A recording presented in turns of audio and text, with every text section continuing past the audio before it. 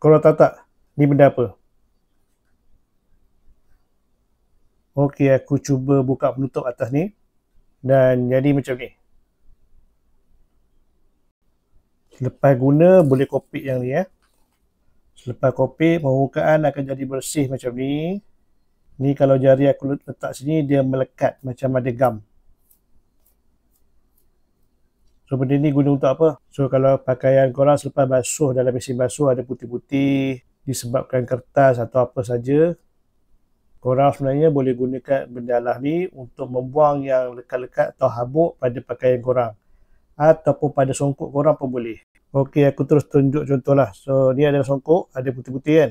Putih-putih habuk. So sapu je macam ni. So habuk akan melekat pada roller ni.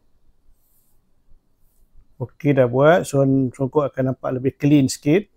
Yang penting permukaan roller telah melekatkan habuk-habuk yang kotor tadi. Ni fungsi dia.